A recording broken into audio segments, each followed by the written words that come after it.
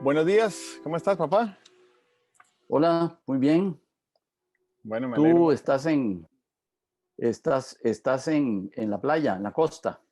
Estoy en la playa. Muy bien. He tenido mucha oportunidad de venir a la playa este año, y, pero es la primera vez que vengo de vacaciones. Así que se siente raro, doblemente raro, porque Ah, para mí la playa era siempre vacación y este año la playa ha sido claro, trabajo. Y entonces esta es trabajo.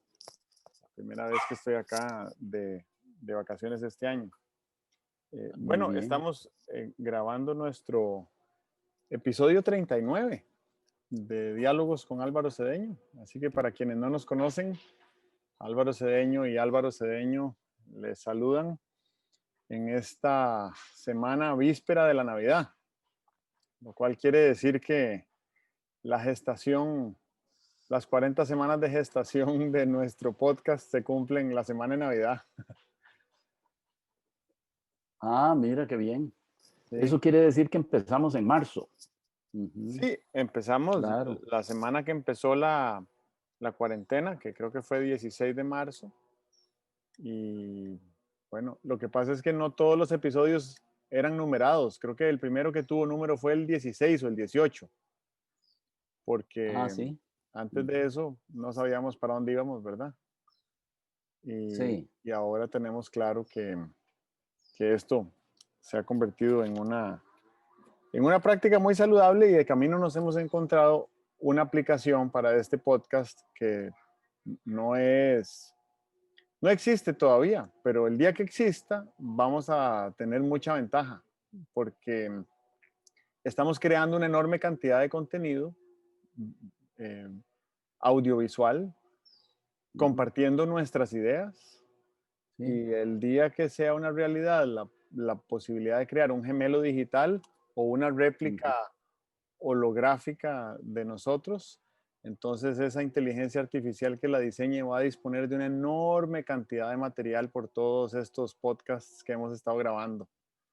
Así que Ajá. Ujú. estamos invirtiendo en el futuro, ¿verdad? Tal vez un día nuestro podcast no seamos tú y yo hablando, sino nuestros hologramas hablando lo que creerían que nosotros diríamos. Y eso sería muy interesante de ver. Es bien interesante. Es bien interesante. Espérate a ver que yo tenía en la universidad un profesor que se llamaba Salvador Aguado.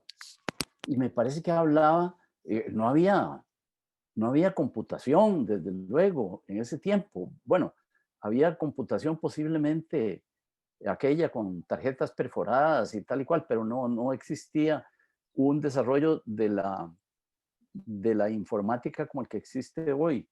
Y entonces él decía que leyendo suficientemente a alguien, uno podía adivinar lo que iba a decir sobre otros temas que no se le estaban planteando, ¿verdad? Que hubiera como un análisis de la estructura mental desde la cual hablamos, ¿verdad? Porque hablar no es solamente mover la lengua, como le dicen algunas personas a otras. Dice, usted no habla, usted mueve la lengua. Hablar no es solo mover la lengua, eh, hablar es poner tu disco duro a procesar cosas, ¿verdad? Y entonces, a través de lo que uno dice, y sobre todo si ha hablado suficientemente, hablado, digamos nosotros ya ahora, seguramente hemos hablado un mínimo de 20 horas, seguramente, o un poquito más, ¿verdad? Eso quiere decir que tomando todo eso y interpretándolo verosímilmente, como dicen en estadística, ¿verdad? Haciendo una interpretación de máxima verosimilitud, podrían ponernos a hablar de cosas de las que no hemos hablado. Eso es una eh, eh, expectativa tecnológica, lingüística, bien llamativa, ¿verdad? Imagínate lo que sería tener a un escritor muy admirado, eh, ojalá que hubiera muerto joven, ¿verdad? Eh, Coges a Albert Camus y procesas lo que escribió y lo que dijo, y de ahí empiezas a inferir lo que diría, por ejemplo, sobre la computación, que él no la conoció, ¿verdad? O el viaje a la luna, que tampoco lo vio, si mal no recuerdo. Sí, no lo vio. ¿Ok? Eso es una expectativa lingüístico-tecnológica bien interesante. Ujú. Así es. Entonces, pues aquí estamos en este episodio 39 ya. Y entonces nosotros seguimos conversando, ¿verdad? Es una llamada telefónica moderna donde tenemos la posibilidad de vernos y siento que en el intercambio, además, como no hay guión, en el intercambio también hay mucha riqueza creativa. Y Sí, además de que hay mucha riqueza creativa, hay una transferencia, me parece que emocional, y eso también, eso nutre, ¿verdad? No simplemente estamos hablando para un público, sino que lo que estamos haciendo es que estamos conversando tú y yo y compartiéndole al público nuestra conversación. O sea, no estamos pensando en, en qué decir respecto a quien nos escucha, sino que estamos conversando nada más nosotros dos, ¿verdad? Sabiendo que nos escucha cualquiera. eso es bien interesante. La otra cosa que tal vez es conveniente tener claro es que cuando empezamos, lo que hacíamos era parafrasear el artículo que yo escribo para difundirlo los lunes. Y desde hace varias sesiones, tal vez unas 10 sesiones, a veces nos olvidamos del artículo y tratando de acercarnos a él, vamos encontrando otros temas que no están tratados en el artículo. Eso para los lectores que pudieran decir, ya yo leí el artículo, ¿para qué voy a escuchar el diálogo? No, el diálogo es como, sí, como si el artículo fuera una partitura, ¿verdad? Una partitura musical. Yo lo escribo con mucho cuidado, lo reviso mucho, etcétera, y ahí está esa partitura musical. Pero lo que nosotros estamos haciendo ahora con estas conversaciones es un poco improvisación de jazz, ¿verdad? Allá está el artículo, pero no necesariamente lo vamos a seguir, sino que queremos con esa partitura, mirándola por allá a lo lejos, donde no entendemos, no podemos leer las notas, ir conversando sobre el tema y a veces con la libertad del jazz, desviándonos hacia otros temas. Eso es algo que para mí es muy rico porque realmente nunca sé de qué vamos a hablar. Está como referencia el artículo, pero a veces nos alejamos tanto que no lo tocamos para nada, el artículo del lunes anterior. Bueno, y a mí me parece además que en eso que había empezado a elaborar sobre la transferencia emocional, estamos en un año de pandemia. Yo no sé si este podcast lo hubiéramos creado y sostenido durante 39 semanas en otro momento, a pesar de que yo viví fuera del país muchos años, porque la necesidad emocional que hay hoy no estaba, ¿verdad? Y entonces uno necesita Sí, comunicarse con otros y la manera de comunicarse, pues, es gracias a la tecnología, es una virtualidad, pues, lo más cercano posible a la presencialidad. sí, Yo creo que los primeros meses de pandemia, yo celebraba la existencia de estas herramientas que nos permitían trabajar desde la casa y seguir desempeñando y generando valor y intercambiando con otros, ¿verdad? ujú, Pero el último mes y medio, he estado volviendo a tener algunas reuniones presenciales y es muy notoria la diferencia de todo lo que se comunica cuando uno está físicamente en presencia de otro ser humano. claro, Eh, claro, no es solo el audio y el video, son las sí, gesticulaciones, los ademanes, la, la mirada es diferente. Yo ahorita estoy hablándole a la cámara, no te estoy viendo a los ojos. ¿verdad? Le estoy Ujú, hablando a la cámara, pero cuando uno habla con otra persona le ve a los ojos y hay un claro. intercambio de mensajes no verbales, obviamente. Entonces sí creo que a la Es, virtualidad le falta mucho.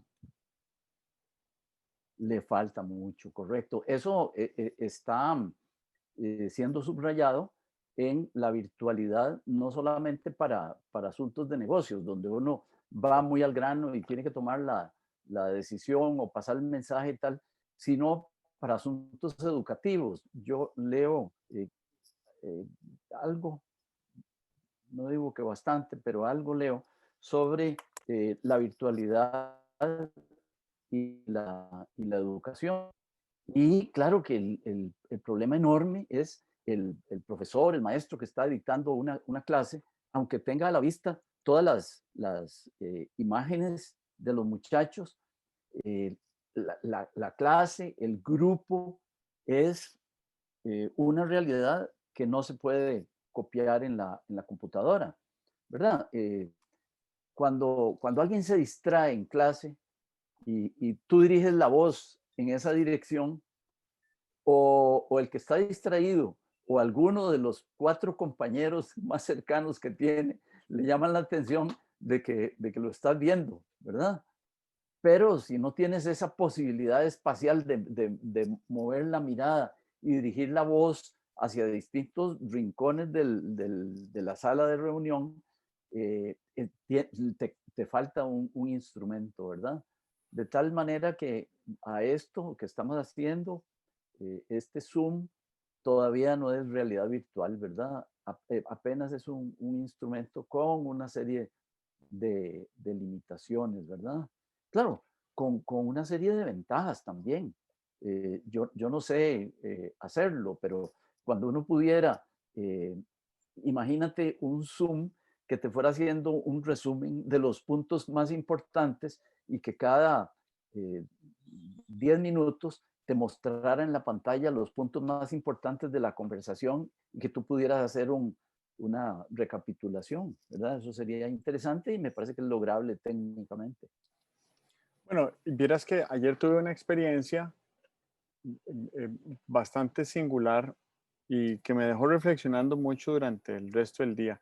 Teníamos una reunión con un equipo de trabajo y nos habíamos estado reuniendo o en Zoom y la semana pasada por primera vez nos reunimos presencial y la reunión presencial fue muy rica y la gente se movía por la sala, pues siempre obviamente observando los protocolos sanitarios, pero éramos pocos y en una sala grande, entonces estábamos espaciados y uno podía acercarse a la pizarra para ver lo que estaba escrito y uno tenía que acercarse a una mesa para colocar una nota ahí de diferente color según el criterio que uno tuviera sobre algún tema.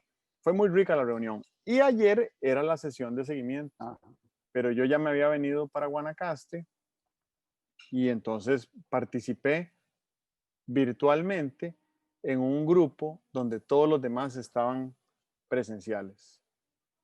Y me costó muchísimo participar. Primero me costó mucho la parte audiovisual. Yo no estaba viendo lo que todos los demás estaban viendo.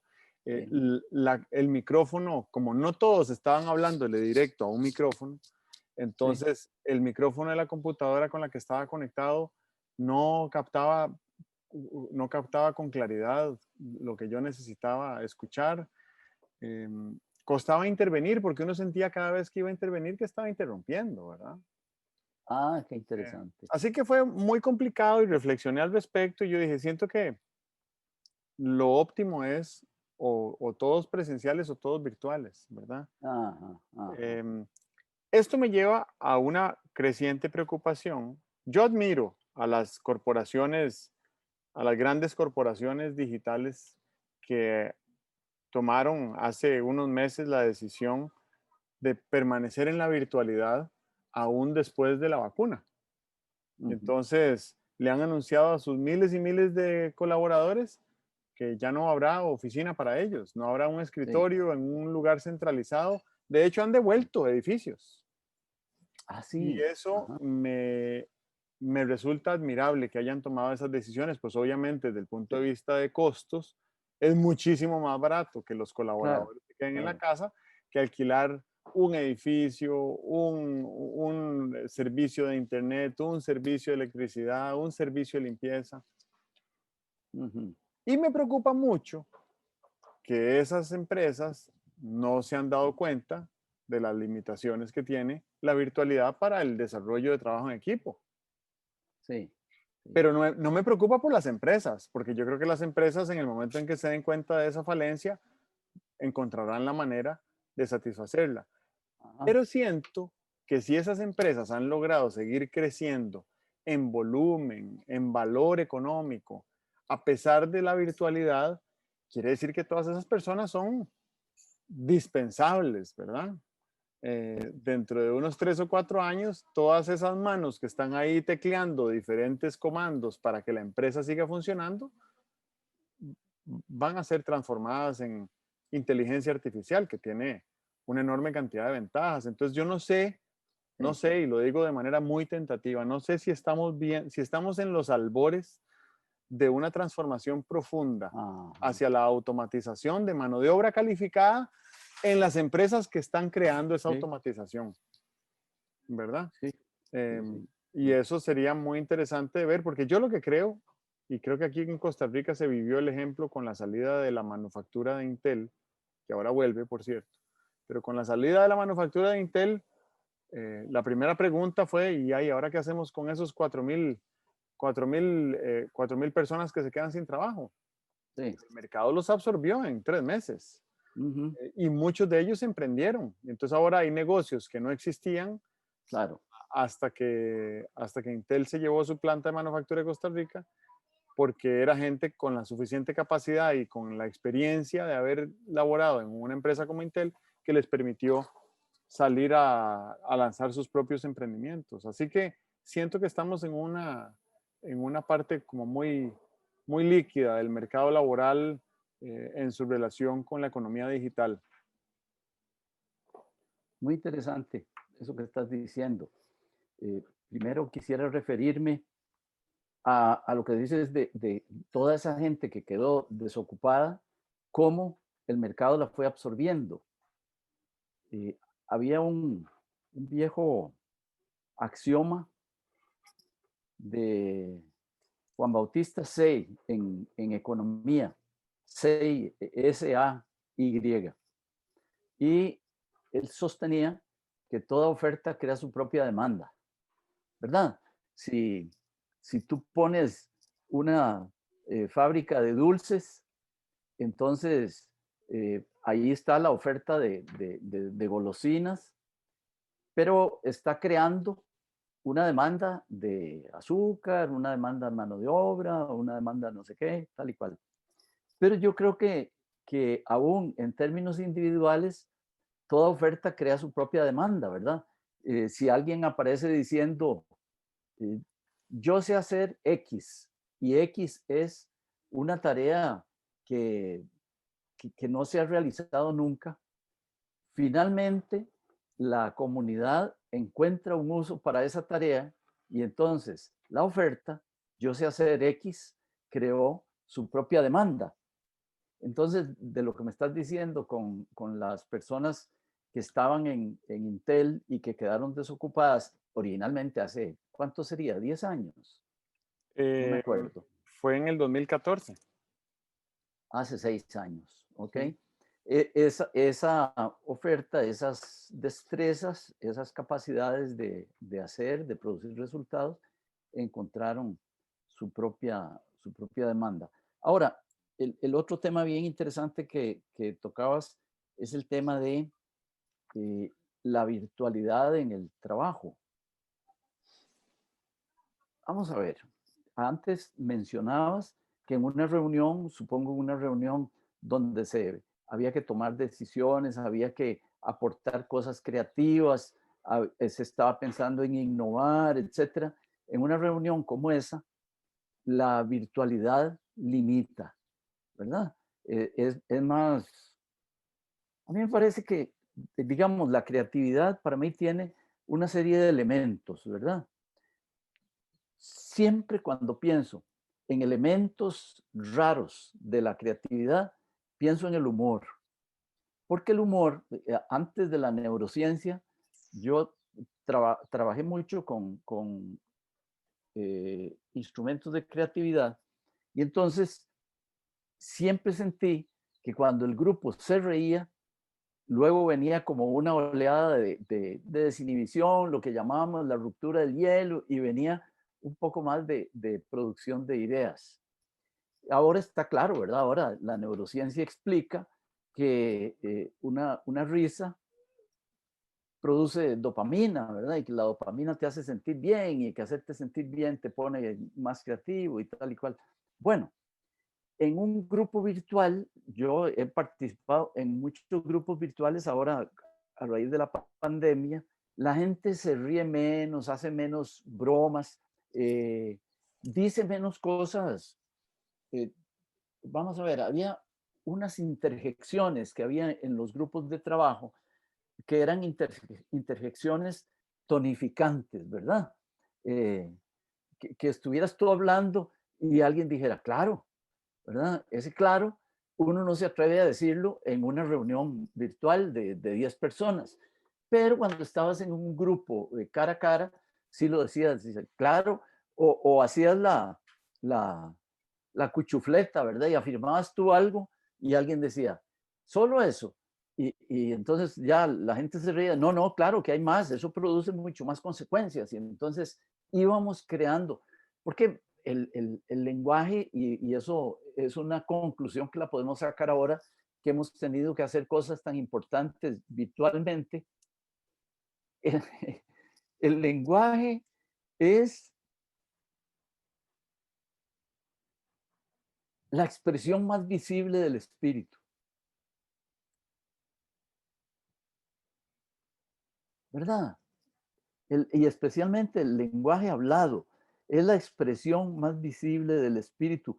Uno no podría enamorar a nadie eh, haciéndole señas, creo que no podría enamorar a nadie escribiéndole un cartel para que lo leyera o enamorarlo en un sistema como este en que uno piensa para interrumpir al otro porque alguna distorsión se produce en la comunicación puramente física.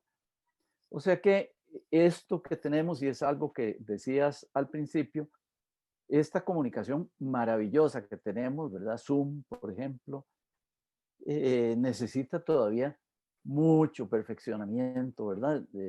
Nunca he tenido la experiencia de la realidad virtual. Creo que la realidad virtual se debe acercar a eso. Eh, no lo sé, fíjate, es bien interesante.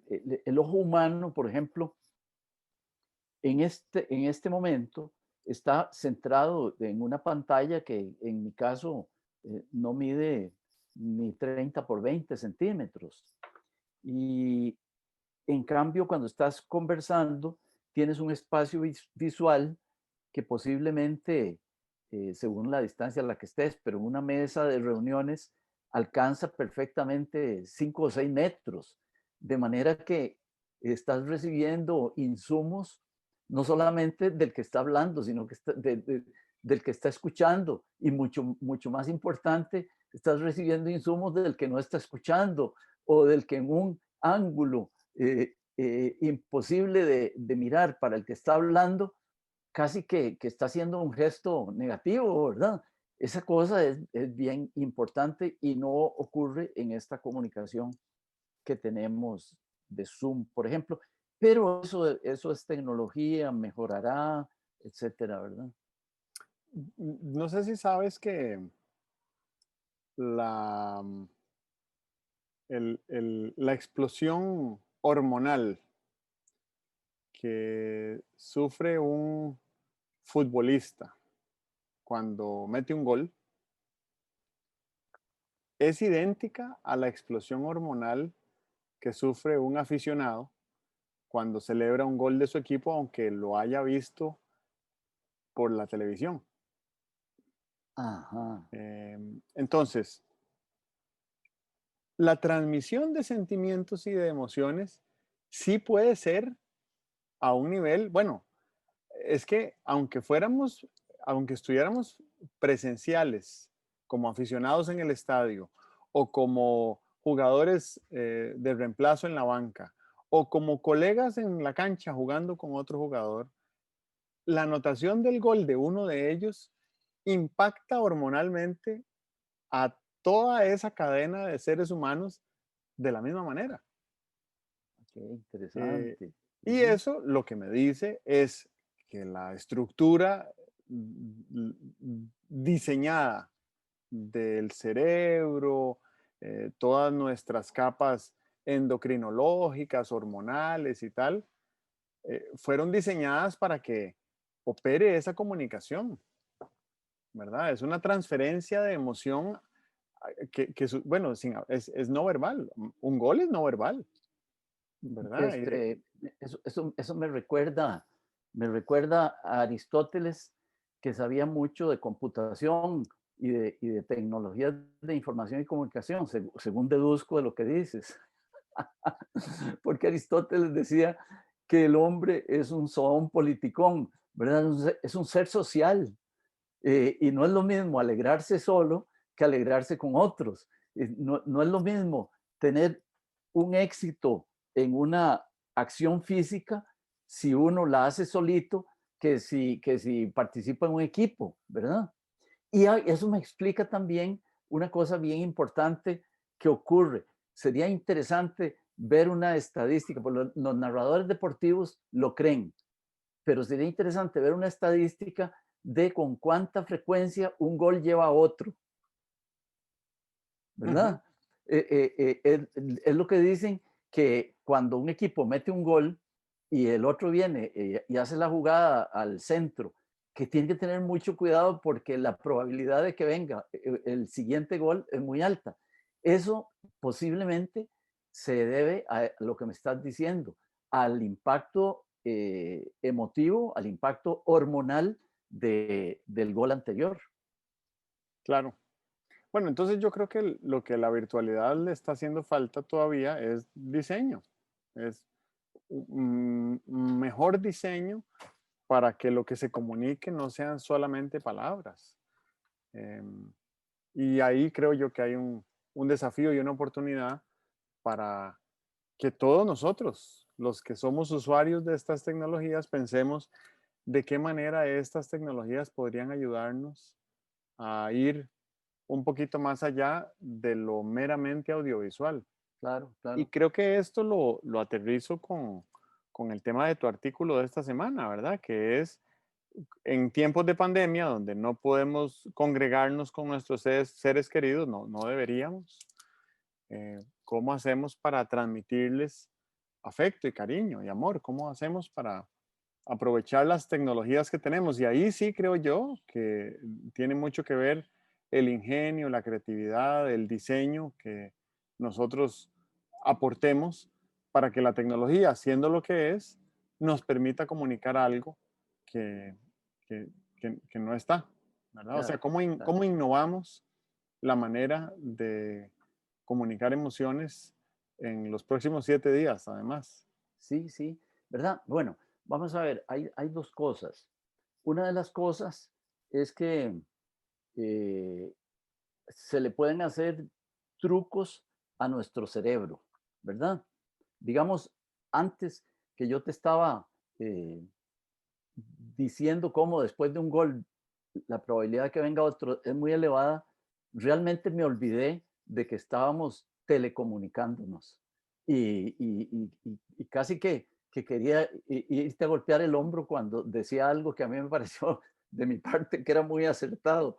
Eh, el cerebro me hace un truco y desaparece la distancia, ¿verdad? Cuando me alegro o me entusiasmo para decirte algo, es como si te lo estuviera comunicando presencialmente.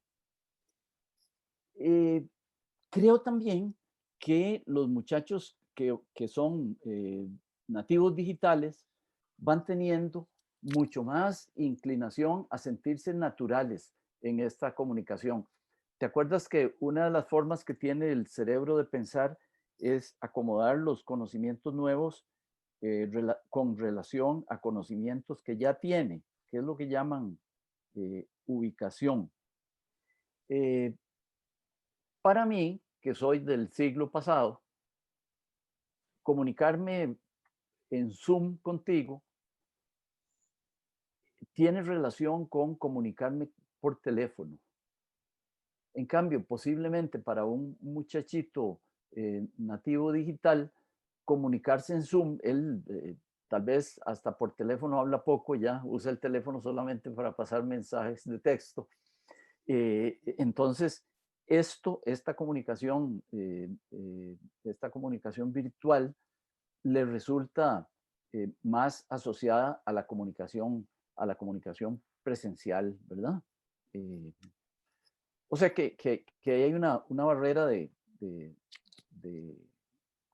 de generaciones que se va a ir desapareciendo y además la tecnología va a ir mejorando eh, para que sea cada vez más natural, ¿verdad? Ok, pero estábamos hablando de cómo mostrar afecto, ¿verdad? Estábamos hablando de cómo en estos días en que siempre nos hemos sentido abiertos a la comunicación, abiertos al afecto, deseosos del contacto presencial, inventando, vení, comete un tamal, inventando las abuelas, vengan, tómense un ponche, este, inventando todas esas cosas, ¿cómo las sustituimos? Porque me parece que el año próximo, en Navidad, no estaremos en estas mismas circunstancias. Yo creo que el año próximo, en Navidad, habremos resuelto el tema de la pandemia. Y entonces hay que aprovechar este año, estas Navidades, año nuevo, para hacer todos esos experimentos. Yo he pensado en experimentos alrededor de esto y tal vez los haga. Ujú. Porque sí es un tiempo, por no sé qué razón, yo lo asocio a recuerdos de infancia, ¿verdad?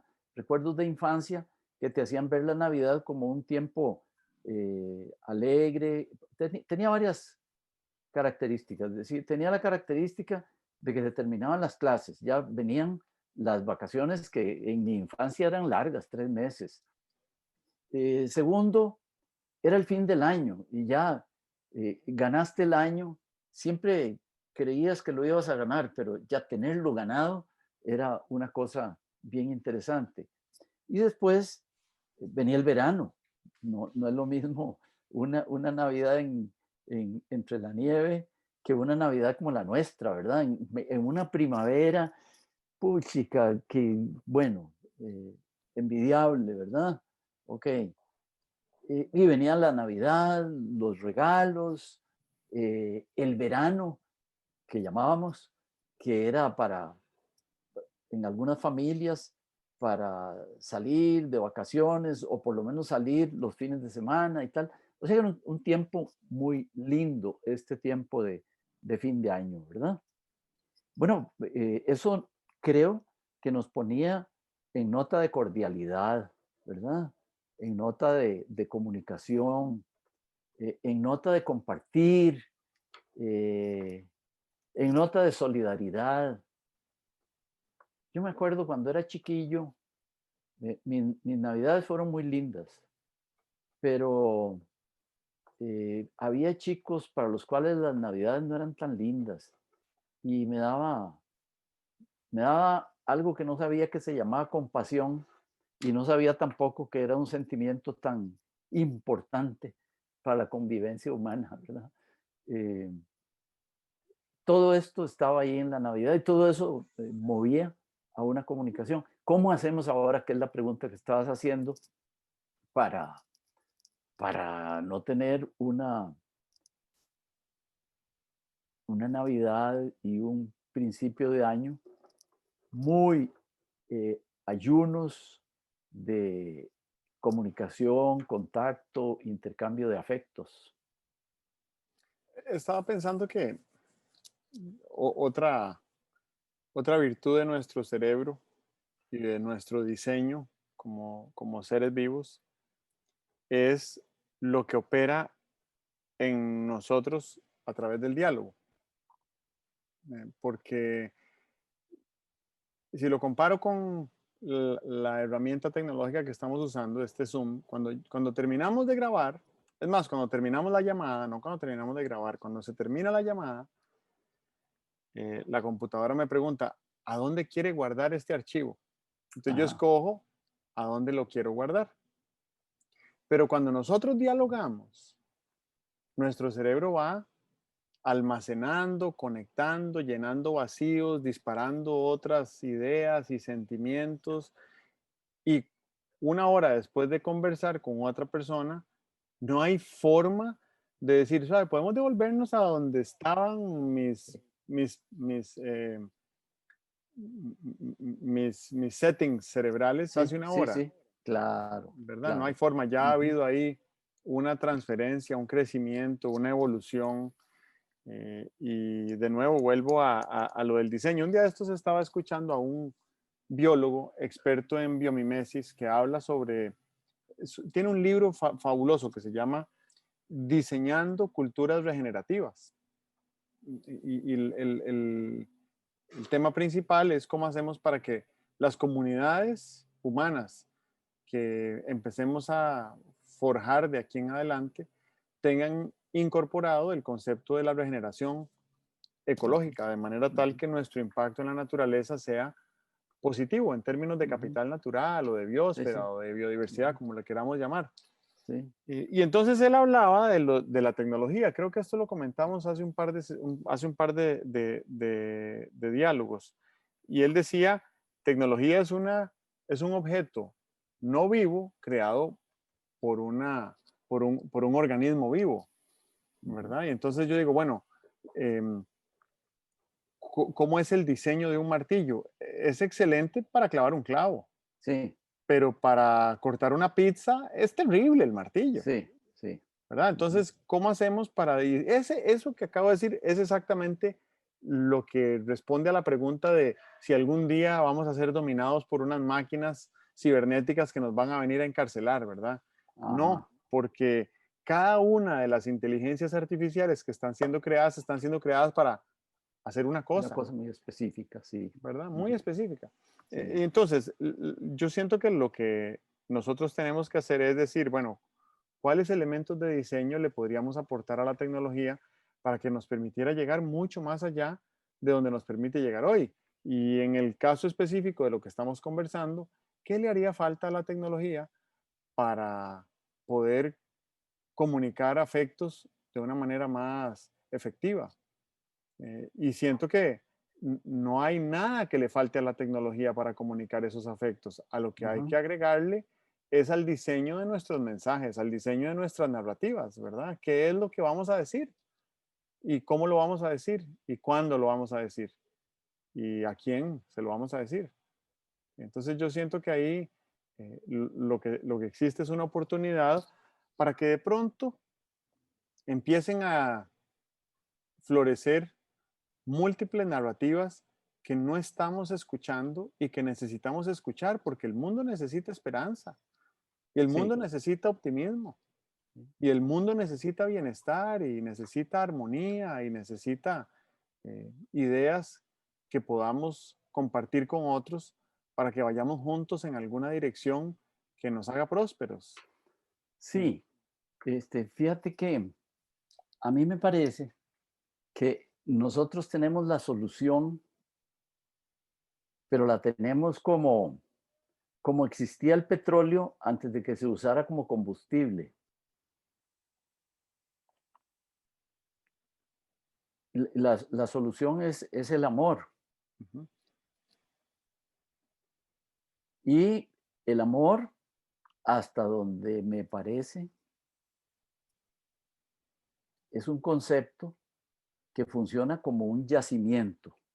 Uno puede ir y coger sustancia de amor y ponerla a funcionar, ¿verdad? Cuando dices una palabra afectuosa, cuando dices una palabra compasiva, cuando dices una palabra de comprensión, es que cogiste del depósito de amor y lo estás utilizando. Pero yo me he preguntado muchas veces qué es lo que pasa con ese depósito de amor que está por ahí, que lo usamos muy poco. Y yo tengo dos respuestas. Una respuesta es que es por timidez, ¿verdad? Porque tomar del depósito de amor y decirle a alguien, mira, aquí te traigo este trozo de amor, cuesta mucho hacerlo. Hay que estar muy seguro del otro.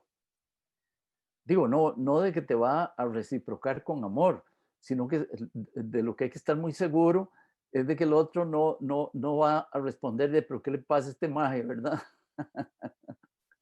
Ok, hay una timidez en la manifestación de amor, porque según dicen los psicólogos, tratamos de evitar el rechazo de nuestro amor, ¿verdad?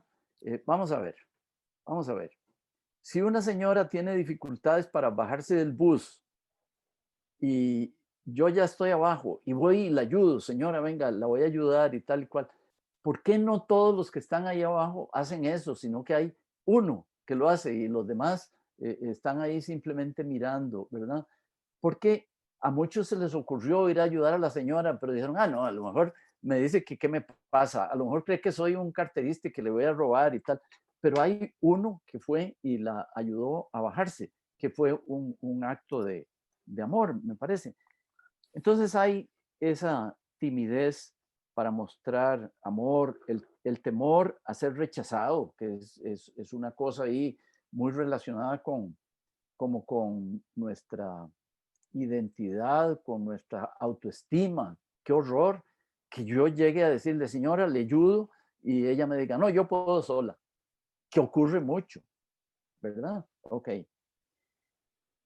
Esa es una de las explicaciones de por qué no intercambiamos más amor, siendo ese que llamaba yo depósito de amor, el depósito que nos puede ayudar a vivir en sociedad con mucho mayor bienestar, con mucho mayor disfrute, con mucho mayor felicidad. Imagínate que vivir, bueno,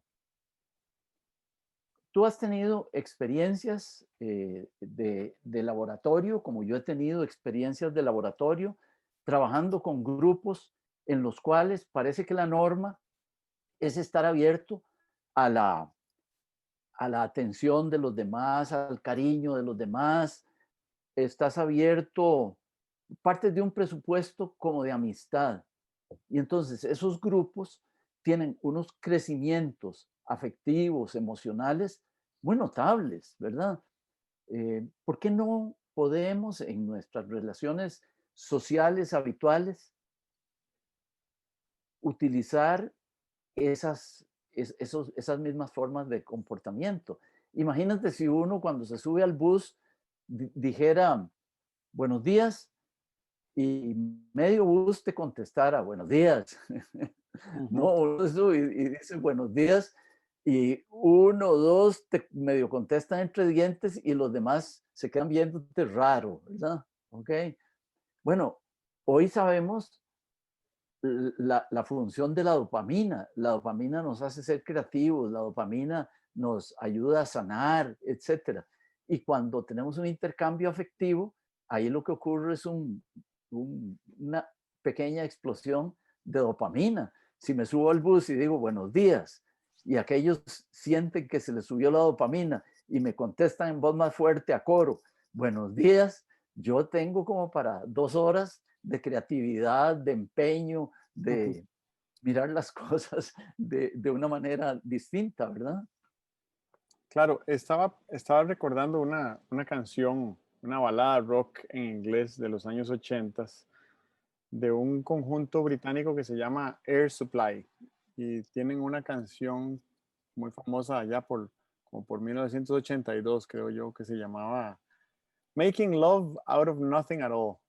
Y es muy linda la canción. Y entonces estaba pensando si uno podrá crear amor de la nada, Crear amor de unilateralmente, la nada, crear amor de la nada. ¿verdad? Sí, Si uno pudiera crear amor de la nada, en cualquier momento puede tener una manifestación amorosa con otra forma de vida, no solo con otro ser humano. sí, Eh, y, y que eso nos conectara con una fuente inagotable de soluciones inmediatas para el problema que tiene nuestra biosfera planetaria, sí, de que se está extinguiendo, ¿verdad? La estamos consumiendo a una tasa mayor a la que se regenera, entonces está degradándose cada minuto. sí. Y una manera de solucionar ese problema sería si fuéramos capaces de crear múltiples pequeños actos de amor con otras formas de vida en todo lugar y en todo momento. Y lo otro que estaba pensando es que recordarás a David Roberts de Singularity University, que es un Sí, gran experto en temas de liderazgo. Y David habla de que no necesariamente la persona más importante es la que toma una iniciativa de hacer algo por otro, sino que a veces la persona más importante es el primer seguidor, así. eh, o, un, o una persona que está siendo testigo de esa iniciativa y decide ayudar. Él lo llama Ajá, el punto de apoyo, ¿verdad? ujú, Que es el ujú. punto de apoyo para esa otra persona que tiene una palanca y quiere mover el mundo. Claro. Entonces, Ujú. nosotros no necesariamente tenemos que ser el que tiene la palanca y quiere mover el mundo.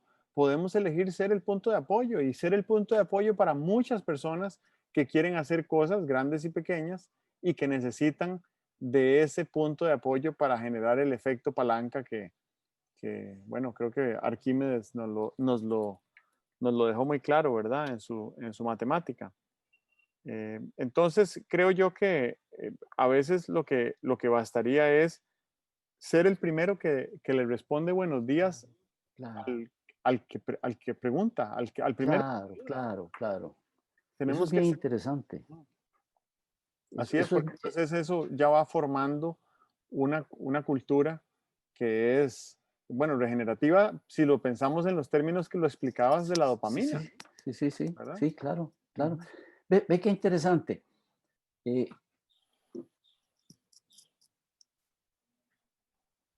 Eh, yo no sé cómo llamarlo a esto. Bueno, lo voy a llamar barrunto. No, ocurrencia, lo voy a llamar ocurrencia. A mí me parece que el amor es una energía, no sé, como la energía nuclear, ¿verdad? Este, eh, es una de las fuerzas del universo. Me parece que no solo hay amor entre los seres humanos, sino que hay amor en, en otros niveles de animales. Si no, no te voy a decir que una rata ame a sus ratoncitos, ni parecido a como una madre ama a su hijito. Pero no hay duda de que el vínculo que la madre rata tiene con sus ratoncitos es poderoso, ¿verdad? Bueno, es tan poderoso que es indispensable para la supervivencia de los ratoncitos. Bueno, cuando ponemos esa energía, ese amor, en las manos de seres como los seres humanos, con una capacidad de razonar, con una capacidad de acción maravillosa, ¿verdad? Porque un castor tiene mucha capacidad de acción y puede construir una presa, ¿verdad? Pero nada más asómate por la ventana y ves los edificios que están construidos por ahí, ve pasar un jet volando por ahí, ve una carretera y tal, te das cuenta de que la cantidad de talento humano, de decisión, de resolución, de, de combinación de recursos que hay en lo que llamamos el mundo civilizado es maravilloso. Bueno, una especie así de poderosa, si utilizara mucho más la energía del amor, pues lograríamos resolver la gran cantidad de problemas que tenemos en el mundo, ¿verdad? Un día de estos, yo no me acuerdo dónde, ni siquiera me acuerdo si es en el próximo artículo que voy a publicar. Yo diría que tenemos, por lo menos para mi queque cultural, tenemos 5.000 años de estar hablando de amor, ¿verdad? Desde el Talmud para acá, ¿verdad? Desde el Talmud, desde la Torá para acá. Tenemos de estar hablando de amor. Y mucho más en Occidente, desde hace 2000 años con el cristianismo y tal y cual. Y sin embargo, todavía somos analfabetas en materia de amor. Así Nos es. cuesta expresarlo, no sabemos a quién expresarlo, no sabemos cómo expresarlo, ¿verdad? Y ahí hay un potencial bien llamativo. Nada más imagínate, imagínate la crisis climática. La crisis climática sin duda requiere muchísimo de tecnología y de conocimiento. Eso la especie humana lo tiene, pero requiere muchísimo también de amor, requiere que alguien piense en los descendientes que todavía no tiene. Ujú. Y eso, desde luego, porque es muy fácil amar al hijo como yo te amo a ti. Es muy fácil amar a mis nietas como las amo, pero pensar en 5 generaciones para allá y pensar en términos de amor, y eso, sin embargo, la solución de los problemas ambientales podría canalizarse por ahí y decir, yo desde luego no voy a conocer a 5 generaciones más allá, pero quiero dejarles el mundo eh, vivible, sostenible. Claro, así es. Decía aquel estupendo personaje del Chavo del Ocho, que era Rondamón. En un episodio, el mensaje del amor era que había que ser capaz de amar a los enemigos. Entonces Ajá. Rondamón dijo, De dónde "Eh, de dónde se sacaría eso? qué ganas de ser enemigo de Sofía Loren". Bueno, y todo es tan relativo que hace poco vi a Sofía Loren en una película recientona, donde es una señora que es abuela de unos chicos y tal y cual, ¿verdad? Ah, mira. Ya ahora don Ramón no aspiraría tanto al amor de Sofía Loren. Muy bien. Bueno, está muy interesante esta conversación, pero creo que tenemos que ir terminando. Bueno, Ok. muy bien. Entonces, te amo. Obviamente que eso tengo que decírtelo y me nace decírtelo. Y creo que esta va a ser una semana muy linda también. Nos ha Sí. mantenido unidos como nunca la tecnología este año, a pesar de que no nos hemos visto estando en el mismo país, en la misma ciudad, pero Ujú. los mejores días están por venir y eso me ilusiona. Qué bueno, qué bueno. Muy bien. Ok, Bueno, pues que sigas disfrutando en el clima bonito de Nosara. gracias. Hablamos. Muy bien. Nos Chao. vemos.